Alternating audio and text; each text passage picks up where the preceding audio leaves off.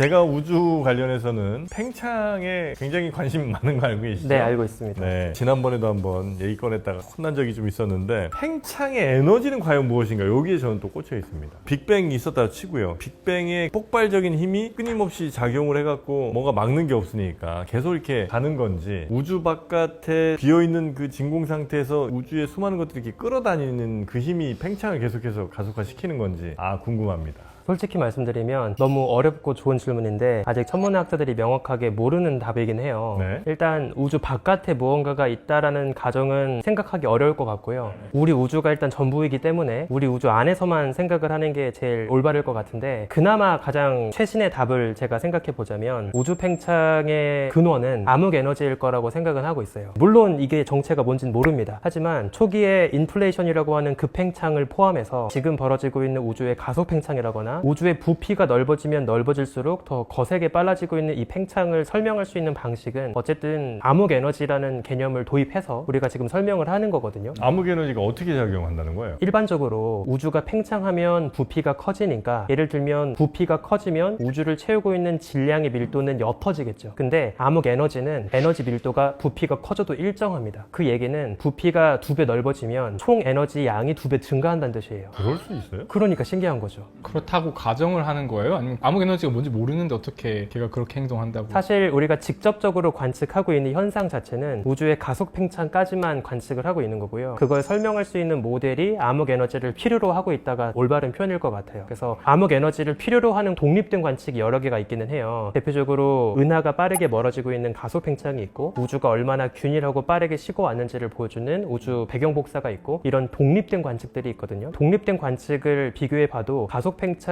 있는 모델이 나오기는 해요. 그래서 다 같은 포인트를 지향을 하고 있기 때문에 어느 정도 암흑 에너지를 가정한 모델을 우리가 합의를 하고 있는 건데, 문제는 암흑 에너지가 필요하긴 한 것 같은데 이게 뭔진 모르겠다는 거죠. 그게 이제 여전히 큰 문제이긴 합니다. 그래서 여기서 제가 드리고 싶은 말씀은, 이런 연구를 하시는 분들한테 약간의 신뢰가 되는 말씀이기도 한데 결국 암흑 에너지 이론도 애독 아니냐. 예전에 19세기 후반까지 생명력이 끈질겼던 에테로 이론을 저는 좀 생각나게 하거든요. 모르는 건 모른다고 하는 건 맞지만 이걸 이제 암흑 에너지라고 통칭한 다음에 우리가 모르는 걸 거기다 그냥 다 지금 속된 말로 때려박고 있는 거 아니냐. 반대로 얘기하면 몬드 같은 것이 대안이 되지 말라는 법은 없잖아요.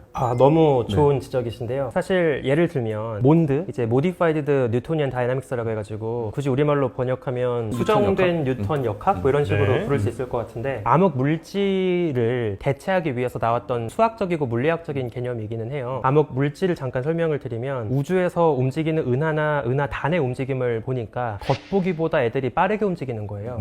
그 겉보기보다 빠른 움직임을 설명하려면 추가 중력이 필요한데, 추가 중력을 설정하기 위해서 보이진 않지만 중력에만 기여하고 있는 추가 물질이 있을 것이다, 추가 질량이 있을 것이다 라고 생각을 한 거예요. 그래서 천문학자 찌비키가 처음에 덩클 매트리의 암흑 물질이라고 이제 불렀던 것이 고착이 돼가지고 이제 암흑 물질 다크 매터라고 이제 부르고 있는 거거든요.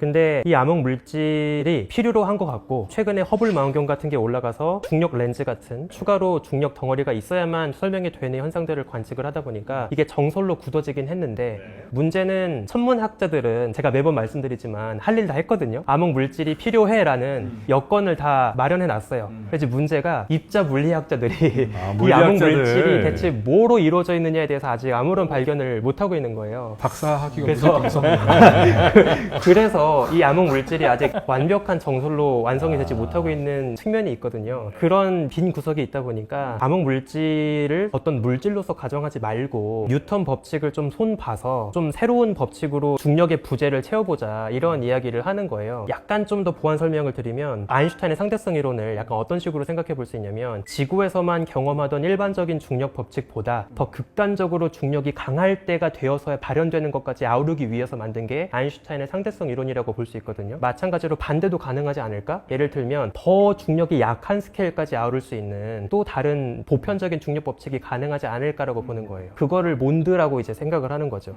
그러면 은하계 끄트머리에 돌고 있는 아주 미약한 중력이 작용하는 세계까지 좀 다른 방식으로 중력이 작용할 수도 있을 거고, 그것에서는 중력이 작용하는 스케일이 달라지면서 우리가 생각했던 거랑은 좀 다르게 별들이 움직일 수도 있지 않을까라고 이제 제안을 하는 거예요. 수학적으로는 설명이 가능하고 실제로 은하들이 회전하는 것 같은 거는 설명할 수 있거든요. 근데 몬드도 완벽하게 설명 못하는 관측들이 몇 가지가 있긴 합니다. 대표적으로 은하단 2개가 충돌하는 뷰렛 클러스터, 총알 은하단 분자단 같은 거를 보면은 완벽하게 암흑 물질의 분포랑 가스 물질의 분포가 어긋나는 거를 통해서 일반적인 가스 물질과 상호작용하지 못하는 어떤 물질이 있어야만 설명되는 그런 관측들이 있거든요.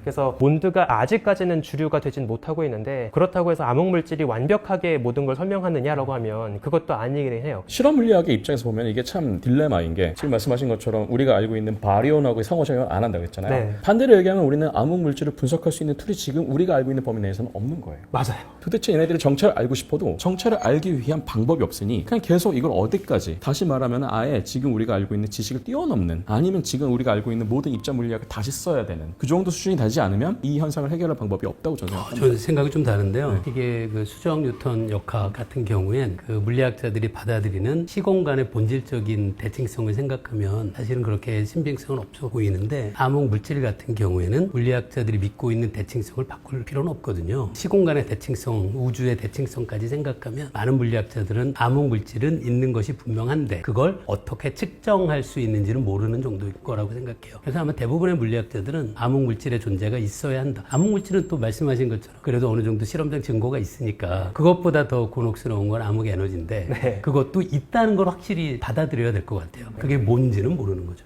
근데 이제 여전히 그 부분에 대해서 가장 많이들 언급하고 있는 실험적 증거 중에 하나가 표준 촛불 모형 같은 네, 걸로 네. 이용해서 팽창 가속도 같은 것들을 측정하고 그런 것들을 통해서 역으로 이제 암흑 물질이나 혹은 에너지의 실질적인 분포가 어떻게 돼야 될지 사람들이 역추적하곤 하는데 그 연세대 이 교수님 뭐 아시겠습니다만 실명 언급하기에는 그렇습니다만 근데 사실 그런 컨트라버시가 나오는 것 자체가 저는 좋은 현상이라고 그럼요. 생각하거든요. 예. 과학적으로는 어느 하나에 받아들여질 필요는 없고 또 많은 또 다툼이 있고 논란이 있고 토론이 있다가 또 이제 하나씩 정반합으로 그렇지. 가는 게 전 맞다고 보는데 그 교수님이 주장하시는 거는 이걸 굳이 가정을 하지 않더라도 애초부터 우리가 표준 촛불 모형을 쓰고 있는 그거 자체가 사실은 그렇게 안정적인 수학적 모델이 될 수 네, 없다라는 이제 그런 취지로 논문을 쓰시고 있고 사실 많은 천문학자들 뭐 앨런 구스 같은 사람들하고 지금 어떻게 보면 싸우고 있는 상황인데 반대로 얘기하면 그게 없다고 드러나는 게 더 오캄스 면도라는 면에서는 더 맞는 거 아니냐라고 생각하는 사람들도 있고 저도 김범준 교수님 말씀하신 거에 많이 동의하고 여러 가지 실험적 증거가 그걸 가리키고 있는 것은 맞는데 애초부터 그 실험적 증거를 우리가 지금 가정하고 있었던 기본 가정 자체가 틀렸으면 어떡하느냐 갑자기 소름 돋는 그런 이제 생각이 드는 거예요. 최근 들어서 이제 그게 구체화가 되고 논문으로 출간하시면서 더 이제 이슈가 되고 있는 주장인데 사실 저도 개인적으로 응원하고 있는 학설 중에 하나거든요. 개인적으로 저도 암흑 물질까지는 모르겠는데 이건 제 개인적인 생각입니다만 암흑 에너지까지는 굉장한 애도흑이라고 생각을 해요. 이거를 정설로 받아들일 수 있을지에 대해서 조금 저도 의문이 있는 편이긴 하거든요. 말씀하신 것처럼 저희 교수님께서 주장하시는 게 뭐냐면 기존의 관측에서 사용했던 게 이제 타입 1A 초신성이라고 해서 폭발 순간의 최대 밝기가 일정할 것이다라는 가정으로 우리가 사용하고 있는 어떤 잣대에 해당하는 건데 그거를 표준 촛불, 스탠다드 캔들이라고 이제 보통 이야기를 하거든요. 근데 이제 교수님 말씀으로는 표준 촛불까지는 아니고 표준화 가능한 촛불이다. 그래서 스탠다이어블 캔들까지는 우리가 생각해 볼 수 있다. 실무적으로 보면 그 초신성 밝기 관측해가지고 표준화하는 거 있잖아요. 되게 복잡합니다. 온갖 요소를 다 적용해가지고 그런 불확실성이 크다 보니까 다른 것들까지 이제 잘 매칭을 해서 비교를 해야 되는 거죠. 사실 이건 번외의 이야기인데요. 저희가 신호하고 노이즈를 구분하는 거는 과학, 공학 모든 면에서 굉장히 중요한 과정 중에 하나입니다. 이런 것들을 얘기하는 그런 용어 중에 하나가 시그널 투 노이즈 레이쇼라 그래서 SNR이라는 그런 개념들이 있는데 정말 놀랍게도 이런 공학들을 좀 공부하다가 과학들을 공부하다가 항상 이런 것들을 제일 잘 만든 알고리즘이 어디서 비롯됐나 보면 다 천문학으로 가요.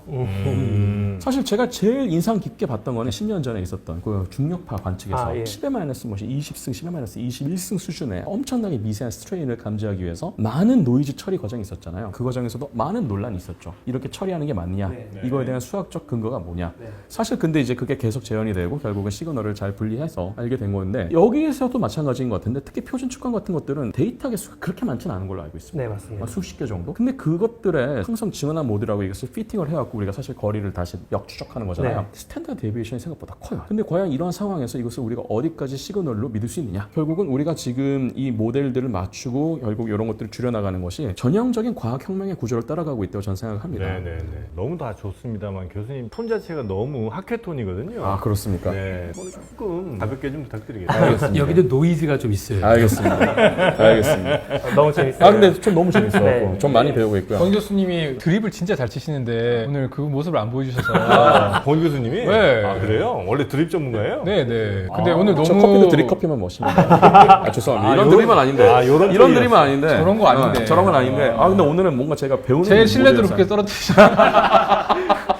죄송합니다. 예, 제가 팬이 지금- 많으세요 그 드립에. 아닙니다. 아, 그래요? 제가 오늘은 분위기 파악을 하고 있기 때문에 네. 죄송합니다. 근데 어쨌든 굉장히 재밌습니다. 네, 알겠습니다. 자, 그렇게 우주 팽창 얘기 다시 한번 좀 여쭤봤고요. 암흑물질이라는 게 참 신기하긴 하네요. 거의 있는 거는 거의 확실해 보이긴 하나 측정하기도 매우 어렵고. 관측할 수 있는 방법이 있다면 뭐가 있을까요? 중력밖에 없으니까요, 암흑물질은. 근데 여러 시도들은 있으니까요. 어느 날 발견될 수도 있어요. 그나마 이제 기대하고 있는 게 가정이긴 한데요. 암흑 물질 입자끼리 뭐 쌍소멸을 한다거나 그럴 때 고에너지 감마선 같은 게 나올 거다라는 기대가 있기는 해요. 그래서 우리 은하 중심부 같은 곳을 보면 암흑 물질도 많을 거고 거기를 보면 감마선 초과 같은 현상을 좀 볼 수 있지 않을까 이런 기대를 하고 실제 서베이를 했었거든요. 근데 되게 애매모호한 데이터가 나왔어요. 그래서 이게 정말 암흑 물질이 밀도가 높아서 감마선이 센 건지 아니면 아직 우리가 파악하지 못한 펄사 같은 익스트림한 별들이 좀 거기 많이 있어가지고 이게 많이 나온 건지 아직 확실치 않은 상태이기는 합니다. 혹시 그 팽창에 있어서 우리가 어느 방향으로 봐도 예를 들면 지금 뭐 한 1년 후에 팽창된 거리가 모든 방향이 다 동일해요? 아니면 이쪽은 조금 더 나가고 이쪽은 좀 덜 나가고 이런 건 없습니까?